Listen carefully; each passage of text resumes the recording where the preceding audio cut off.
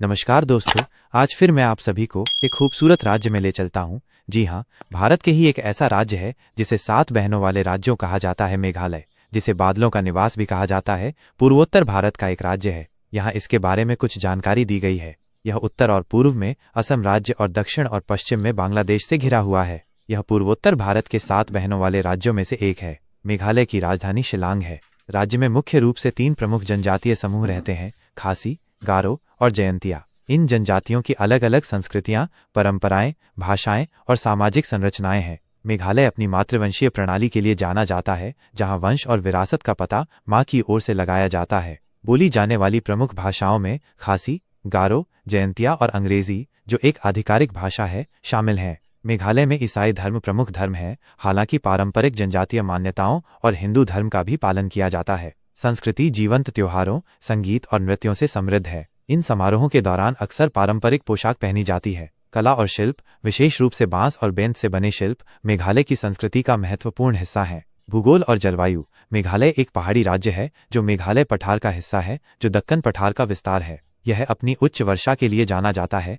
यहाँ पृथ्वी पर सबसे अधिक वर्षा वाले स्थान जैसे मावसिन राम और चेरापूंजी स्थित हैं। राज्य में विविध वनस्पति और जीव हैं, साथ ही महत्वपूर्ण वन क्षेत्र भी है। अर्थव्यवस्था। कृषि यहाँ का प्राथमिक व्यवसाय है, जिसमें चावल, मक्का, आलू और फल प्रमुख फसलें हैं। राज्य में चूना पत्थर और कोयले जैसे खनिजों के भंडार भी हैं। पर्यटन अर्थव्यवस्था का एक महत्वपूर्ण हिस्सा है, जो अपनी प्राकृतिक सुंदरता, झरनों, जीवित जड़ पुलों और अनूठी संस्कृति के साथ आगंतुकों को आकर्षित करता है। पर्यटन। लोकप्रिय पर्यटक आकर्षणों में शामिल हैं शिलांग अपनी सुखद जलवायु, झीलों और नज़ारों के लिए जाना जाता है। चेरापूंजी सोहरा अपने झरनों, नौकलिकाई फॉल्स, गुफाओं और पृथ्वी पर सबसे ज्यादा बारिश वाले स्थानों में से एक होने के लिए प्रसिद्ध है। मौसिन राम पृथ्वी पर सबसे ज्यादा बारिश वाले स्थान का एक और दावेदार, जो अपनी अनूठी चट्टान संरचनाओं और हरे भरे हरियाली के लिए जाना जाता है। अनोखे बायो इंजीनियरिंग चमत्कार, जहां पेड़ों की जड़ों को मजबूत पुल बनाने के लिए प्रशिक्षित किया गया है।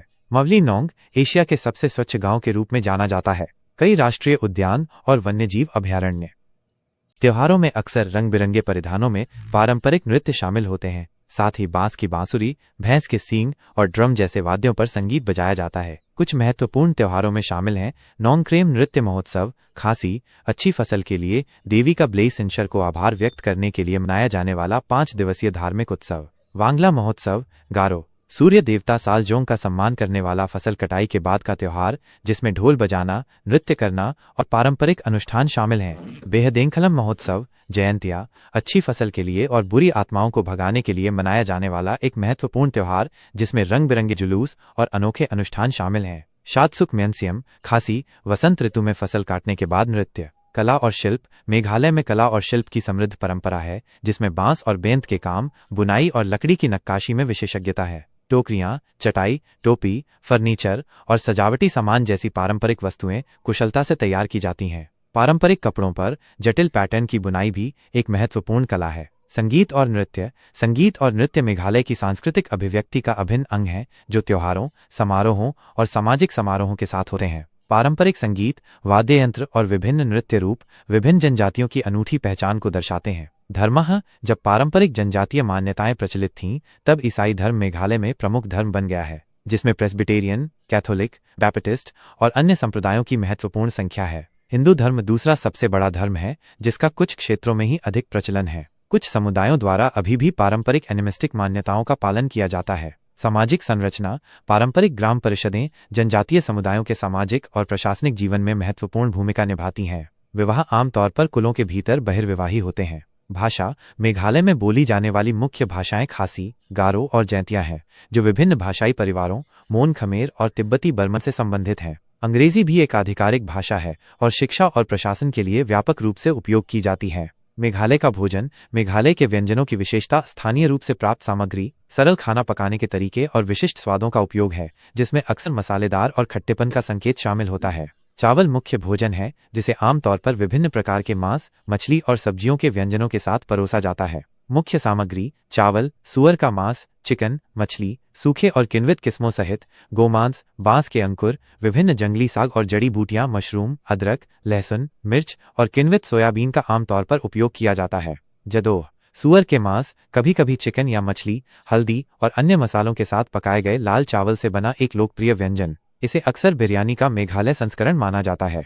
दोहकली कीमा बनाया हुआ सुअर का मांस, प्याज, मिर्च और कभी कभी बीन्स और गाजर जैसी अन्य सामग्री से बना एक स्वादिष्ट सलाद। दो नेयोंग काले तिल के साथ पकाया जाने वाला एक समृद्ध और सुगंधित सुअर का मांस व्यंजन। नखम बिची सूखी मछली से बना एक मसालेदार और तीखा मछली का सूप। इसे अक्सर स्टार्टर या तालू को साफ करने वाले के रूप में परोसा जाता है।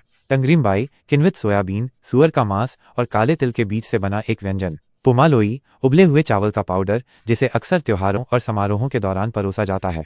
पुडो सुअर के मांस की पट्टियों के साथ उबले हुए चावल के केक।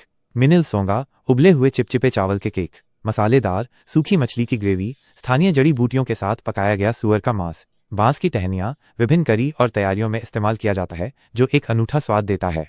किण्वित मछली, मांस और सब्जियां जैसे कि किण्वित सोयाबीन से बनी खार व्यंजनों में एक विशिष्ट खट्टा स्वाद जोड़ने के लिए उपयोग की जाती हैं। मेघालय के भोजन में अक्सर मिर्च के मसाले, अदरक और लहसुन के तीखेपन और किण्वित सामग्री और स्थानीय जड़ी बूटियों के अनूठे नोटों के साथ बोल्ड फ्लेवर होते हैं। खाने की आदतें, भोजन आमतौर पर सरल और पौष्टिक होता है। परंपरागत रूप से भोजन अक्सर लकड़ी की आग पर पकाया जाता है, जो एक धुएं जैसा स्वाद देता है। पेय पदार्थ पारंपरिक चावल से बनी बियर, जिसे कियार्ड या बियार कहा जाता है, एक स्थानीय पेय है, खास तौर पर त्योहारों और सामाजिक समारोहों के दौरान। लाल चाय भी एक लोकप्रिय पेय है। मेघालय की संस्कृति और व्यंजनों को जानने से भारत के इस खूबसूरत पूर्वोत्तर राज्य की अनूठी परंपराओं और स्वादों की एक आकर्षक झलक मिलती है। मेघालय बादलों का घर की यात्रा करना एक रोमांचक संभावना है। यहाँ आपकी यात्रा की योजना बनाने के बारे में एक विस्तृत मार्गदर्शिका कब जाएं तय करें। सर्दियाँ मध्य नवंबर से फरवरी। गर्मियाँ मार्च से मई। दिन के समय मौसम सुहाना रहता है, लेकिन थोड़ी नमी हो सकती है। अगर आप पीक टूरिस्ट सीजन से बचना चाहते हैं तो ये यात्रा करने का एक अच्छा समय है। हवाई मार्ग से मेघालय पहुंचने का सबसे सुविधाजनक तरीका असम में गुवाहाटी के लोकप्रिय गोपीनाथ बोरदोलोई अंतर्राष्ट्रीय हवाई अड्डे GAU से उड़ान भरना है। शिलांग हवाई अड्डे SHL के लिए भी सीधी उड़ान है, जिसे उमरोई हवाई अड्डे के रूप में भी जाना जाता है। हालांकि इसकी कनेक्टिविटी सीमित है। अपने प्रस्थान शहर के आधार पर उड़ान की उपलब्धता की जांच करें। ट्रेन से निकटतम प्रमुख रेलवे स्टेशन भी गुवाहाटी में है। सड़क मार्ग से मेघालय का पड़ोसी राज्यों, विशेष रूप से असम के साथ अच्छा सड़क संपर्क है। गुवाहाटी के विभिन्न स्थानों जैसे पल्टन बाजार से शिलांग और मेघालय के अन्य भागों तक नियमित बसें, साझा टैक्सियां और निजी टैक्सियां उपलब्ध हैं। टैक्सियां शिलांग, चेरापूंजी और मावलिनोंग जैसे प्रमुख शहरों में आसानी से उपलब्ध हैं। आप उन्हें पूरे दिन के दर्शनीय स्थलों की यात्रा